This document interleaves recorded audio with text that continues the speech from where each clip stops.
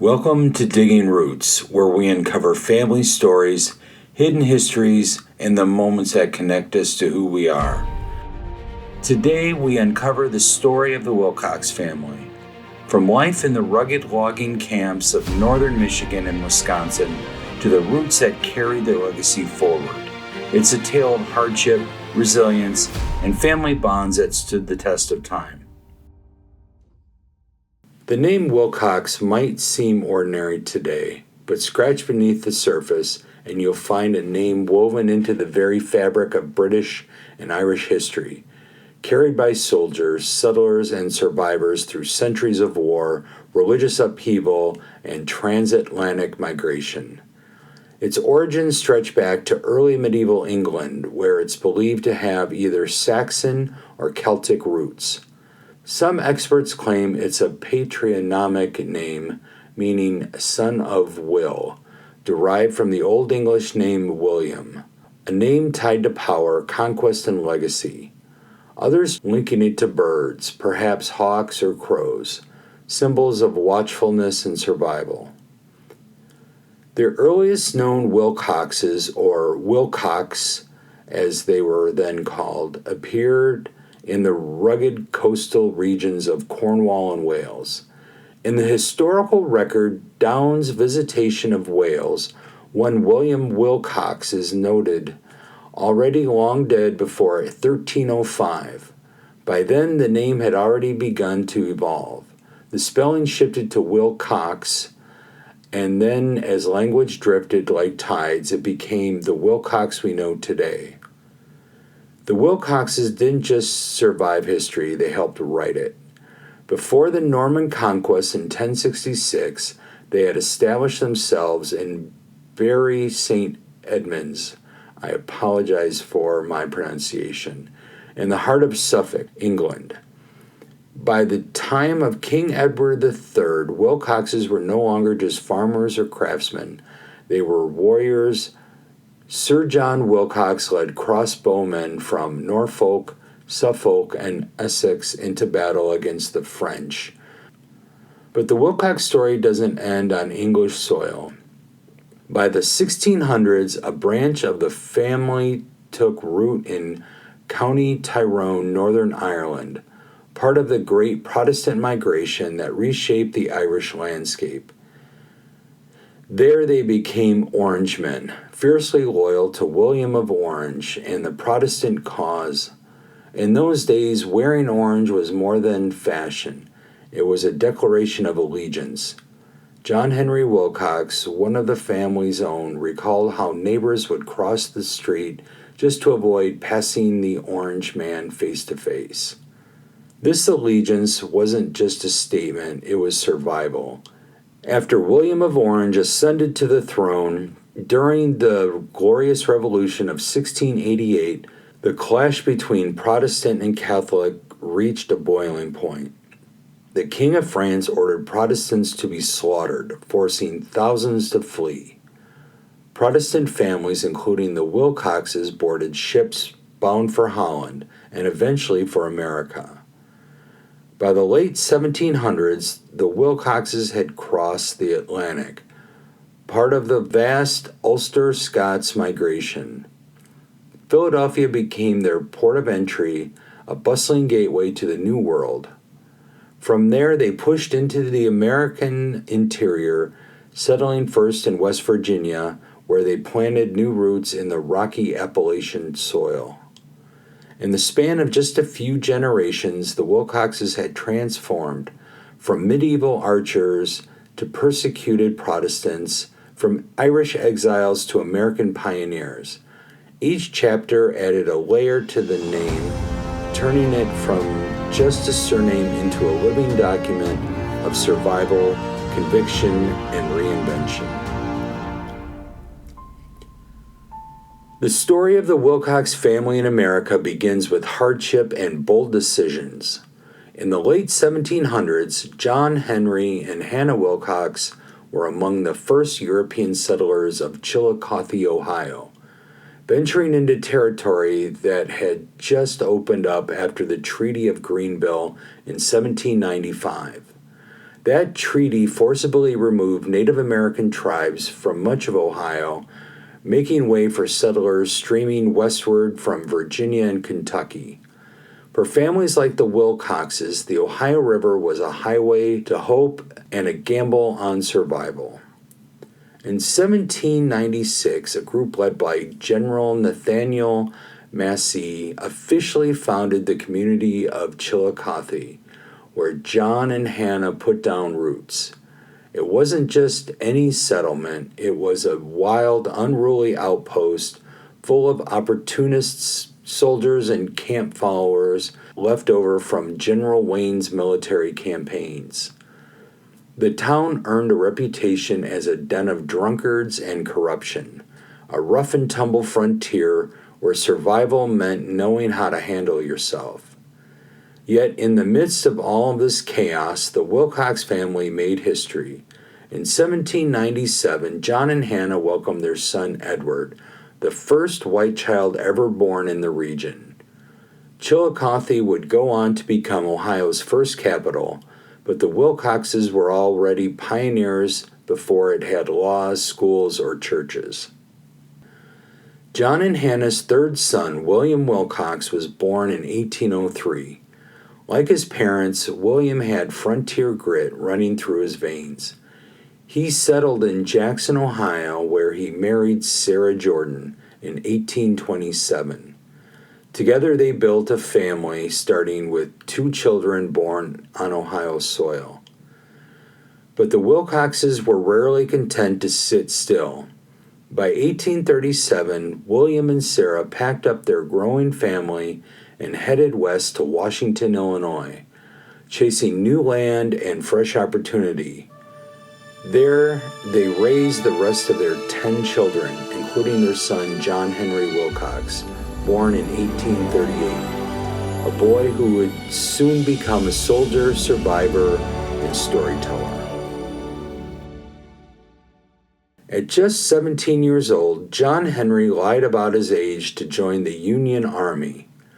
The Civil War had ignited, and boys like him saw enlistment as a duty, a thrill, or a way out of farm life. On July 26, 1862, he enlisted in Company I of the 106th Illinois Infantry, mustering at Lincoln, Illinois 2 months later. From there, John Henry's life became a railroad journey into war. His unit traveled south to St. Louis, then to Columbus, Kentucky, joining General Ulysses S. Grant's Army of the Tennessee. Early on, the 106 was tasked not with glory but with guarding railroads, the lifelines of the Union war machine. One moonlit summer night, while on guard duty, John Henry spotted a ghostly white figure moving down the road. "Halt," he called. The figure froze but then moved again. 3 more times he shouted and finally fired his rifle. The noise brought fellow soldiers running, and only to find that the ghost was a white-faced horse. He would tell that story for the rest of his life, always adding, "And that's the only thing I'm sure I killed during the whole war." But war wasn't all humor. On one night, John Henry found himself alone and hunted, chased by a group of Confederate soldiers. His only way out was through a swamp. He plunged into the murky water, with the rebels standing on the bank, laughing and shouting, "Let the gators get him." All through the night, he slogged forward, hearing the grunts and splashes of alligators all around him. By dawn, he stumbled onto dry land, bruised, bitten, but alive. The 106 was eventually ordered to Vicksburg, Mississippi, where they joined the infamous siege. Their steamboat was shelled, and they lost men even before reaching the battlefield. Somewhere along the way, John Henry disappeared from his regiment for nearly 14 months. One story says he suffered a serious hip wound. There's no hospital record, no prison entry, just silence, a mystery swallowed by time. When he returned, he faced a court-martial, but was later honorably discharged. On July 12, 1865, the 106th was mustered out at Pine Bluff, Arkansas. And by July 24th, John Henry was back in Illinois at Camp Butler, a war behind him and a life ahead. With a government land grant in hand, John Henry moved north to Bridgeport, Michigan, near Saginaw. There in 1865, his next chapter began. That's where he met Anne Elizabeth Shepard, born in 1849 along the banks of the Mohawk River in upstate New York. Her childhood was one of loss and reinvention. Her father, John Digert, died when she was just a baby. Her mother remarried John's cousin, Peter Shepard, and together they raised Anne and her siblings until tuberculosis took Peter when Anne was just 11. By 1860, Anne and her family had relocated to Michigan, carving out a new life in the shadow of Detroit. Anne had a gift. She could dance a jig like no one else. She and her brothers became local entertainers, billed at the Gladwin Show House as the Shepherd Hoffers, but her personal life was less theatrical. She was once engaged to another man, but when he went off to war and rumors came back that he had been mortally wounded, Anne mourned, moved on, and eventually married John Henry Wilcox. Her fiancé returned alive, but too late. John Henry and Anne were married in the spring of 1867 in Bridgeport. Over the next 28 years, they would have 10 children: Charles, Cora, William, George, John, Effie, Roscoe, James, Claude, and Alta. John was easygoing, but Anne was strict. He went to work for a big lumber company out of Saginaw. He was a carpenter, lumberjack, trapper, and farmer, the main occupations for men in the area. In the early years, they lived off the land in a small cabin in the deep woods that they had built themselves. There were windows cut out, but no window frames or glass. In the winter, they hung horse blankets over the holes to keep out the cold. The beds were pole bunks built into the walls. Filled with marsh hay for mattresses, the floor was hard dirt. The table was also fastened to the wall and made of rough lumber. They had little and needed little besides what they found in the woods or grew themselves, like vegetables and corn. The chairs were boards nailed to the table legs, similar to some picnic tables of today. John Henry would go to town a couple times a year for supplies and medicine like castor oil, turpentine, and Epsom salts. Deer tallow and beeswax was saved and served many purposes. Many kinds of berries could be picked and dried. Apples were peeled, cored, sliced, then strung on a string and hung over the kitchen range to dry. Anne made soda biscuits and pancake sourings for pancakes. There was always a cup of pancake batter set aside to sour for the next day's pancakes. There were also many close calls from the local wildlife. Bears peering in the window, lynx in the cabin keeping warm, deer were plentiful, and so were wolves. They eventually moved, and for nearly a decade they lived in Gladwin, Michigan, likely farming in summer and working in lumber camps all winter. Anne was an excellent cook. In hunting season, men would come for miles to stay with the Wilcoxes so they could eat Ma Wilcox's soda biscuits.